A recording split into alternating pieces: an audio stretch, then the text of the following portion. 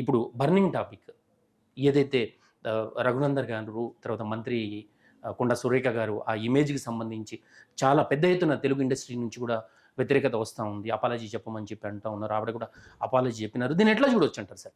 అంటే రాజకీయాల్లో దిగజారుడు తరానికి ఇది పరాకాష్ట. సార్. నేనెప్పుడూ అంటుండేవాడిని. ఒక రాజకీయ నాయకుడు రోడ్డు మీద పోతుంటే, అబ్బా! ఆయన వస్తున్నాడు గదా! అని చెప్పని, లేతే ఆమె వస్తుంది గదా! అని చెప్పని చేతులెత్తి దండం పెట్టాల్సినటువంటి ఒక పరిస్థితి. కానీ వీళ్ళొస్తున్నారు అనేటువంటి ఒక రీతిలోకి ఇవాళ దిగజారుడు రాజకీయాలు కనబడతా ఉన్నాయి. రాజకీయం అంటే రౌడీయిజం, రాజకీయం అంటే గూండాయిజం, రాజకీయం అంటే నోట్లు పెట్టి ఓట్లు కొనుక్కోవచ్చు.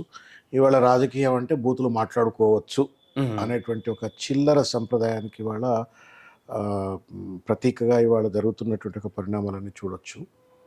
రఘునందన్ రావు గారు, కొండ సురేఖ గారి పైన జరిగినటువంటి ఆ ఇన్సిడెంటు, దానిపైన జరిగినటువంటి ఒక ట్రోల్ ఏదైతే ఉందో, దాన్ని తప్పనిసరిగా ఖండించాల్సిందే. నేను కూడా ఖండిస్తాను. Undoubtedly it's an ugly way of trolling both Raghunandan Rao and Konda Surekha garu. ఎవరైతే ట్రోల్ చేసినారో వాళ్ళ పట్ల చర్యలు తీసుకోవాలి. కానీ మోకాల్కి బోడిగుండుకు లింక్ పెట్టినట్టుగా దాన్ని తీసుకొచ్చి కేటీఆర్ గారికి లింక్ పెట్టేటువంటి ఒక ప్రయత్నం చేయటము, అనవసరంగా కేటీఆర్ గారి పైన దుమ్మెత్తి పోసేటువంటి ఒక ప్రయత్నం చేయటము, దాన్ని సాకుగా తీసుకొని కేటీఆర్ గారి పైన ఇష్టం వచ్చినట్టు మాట్లాడటము, తర్వాత నాగార్జున గారి కుటుంబాన్ని ఇంప్లికేట్ చేస్తూ, సమంత గారిని ఇంప్లికేట్ చేస్తూ, అసలు రాజకీయాలకు సంబంధం లేనటువంటి ఒక వాళ్ళని ఇంప్లికేట్ చేస్తూ, ఇదంతా కూడా ఒక మొత్తం సినిమా ఇండస్ట్రీనే దుమ్మెత్తి పోసే రీతిలో ఒక మహిళా నాయకురాలైండి కొండా సురేఖ గారు చేసినటువంటిది, ఇది పతనం చెందుతున్నటువంటి రాజకీయ విలువలకు, సంప్రదాయాలకు ఇది ఒక పరాకాష్ట. దీన్ని తప్పనిసరిగా ఖండించాలా. నేనైతే she does not have a right to continue as a minister అని నేను భావిస్తూ ఉన్నాను. ఎందుకంటే ఇవాళ ఉన్నటువంటి ఒక ఐ మీన్ మంత్రులు కానీ, లేకపోతే రాజకీయ నాయకులు కానీ సమాజానికి దార్శనికతతో ఉండవలసినటువంటి వ్యక్తులు, రోల్ మోడల్స్ వాళ్ళు. వాళ్ళే పిచ్చి పిచ్చిగా మాట్లాడితే, వాళ్ళే అర్థం పర్థం లేకుండా మాట్లాడితే, వాళ్ళే కేటీఆర్ గారి మీద ఏం మాట్లాడుతూ ఉంది, కేటీఆర్ గారు డ్రగ్ అడిక్ట్ అంటా ఉంది, కేటీఆర్ గారు రేవ్ పార్టీలు చేసుకుంటాడు అని అంటా ఉంది, కేటీఆర్ గారు సినిమా యాక్ట్రెస్లతో రేవ్ పార్టీలు చేసుకుంటాడు అని అంటా ఉంది, కేటీఆర్ గారు సినిమా యాక్ట్రెస్లను ఆయన వల్ల తొందరగా పెళ్లి చేసుకొని వాళ్ళ జీవితాలు, సినీ కెరియర్ను వదులుకొని పోతున్నారు అని చెప్పని అంటా ఉంది. దాంతో ఎంత చిల్లర మాటలు చెప్పండి. ఇప్పుడు పొలిటికల్గా I may differ with you. నేను రేవంత్ రెడ్డి గారి పైన నాకు వ్యతిరేకత ఉంది, నేను ఆయన విధానాలు నాకు నచ్చవు. నేను ఆర్ కేటీఆర్ గారి పైన నీకు నచ్చకపోతే ఒక పద్ధతితో మాట్లాడండి, సంస్కారంతో చెప్పండి. ప్రజలకు ఏం మెసేజ్ ఇస్తా ఉన్నాం అంటే, ఎవరి ఇండ్ల మీద పడితే వాళ్ళను, ఎవరి కుటుంబాల్లో పడితే వాళ్ళను మాట్లాడుకోవటం, రాజకీయం అనేటువంటి ఒక రీతిలో మాట్లాడటం చాలా చిల్లర. తప్పనిసరిగా ఆవిడపై చర్యలు తీసుకోవాలా. ఆవిడ మళ్ళీ ఇప్పుడేదో నేను విడ్రా చేసుకున్నాను అంటుంది. కత్తితో కసక్కున పొడిచి మళ్ళా నేను కత్తెనక తీసుకున్నా అన్నట్టే.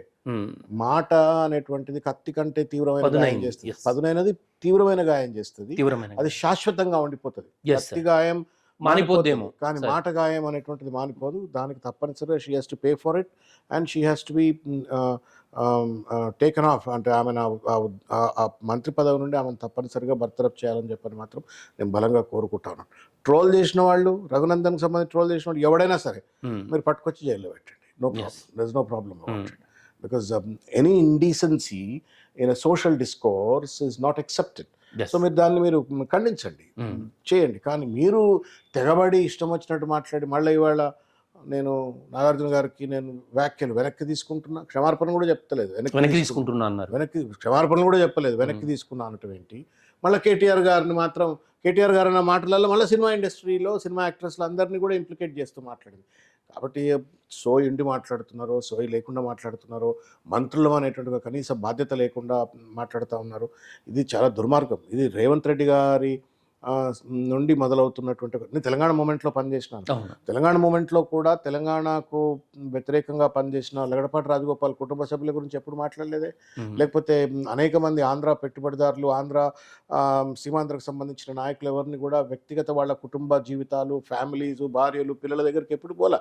ఇదంతా కేసీఆర్ గారు లేకపోతే ఇంకెవరైనా పరుషంగా మాట్లాడితే కూడా, మేము కూడా పరుషంగా మాట్లాడితే కూడా, ఆ వ్యక్తి చేస్తున్నటువంటి ఒక వ్యాఖ్యలపైన, చర్యలపైన తప్ప తప్ప ఇంకా ముందుకు వెళ్ళాల ఎప్పుడు వెళ్ళలేదు. ఇవాళ రేవంత్ రెడ్డి అనే ఒక వ్యక్తి తెలంగాణ రాష్ట్రం ఏర్పడ్డ తర్వాత వచ్చినటువంటి ఒక రాజకీయాల్లో వచ్చిన ఒక ఒక తప్పుడు సంప్రదాయం, ఆయన వల్ల వచ్చిన తప్పుడు సంప్రదాయం. కేటీఆర్ గారి కొడుకును చిట్టినాయుడు అంటాడు. అరే బాడీ షామింగ్ చేస్తాడు.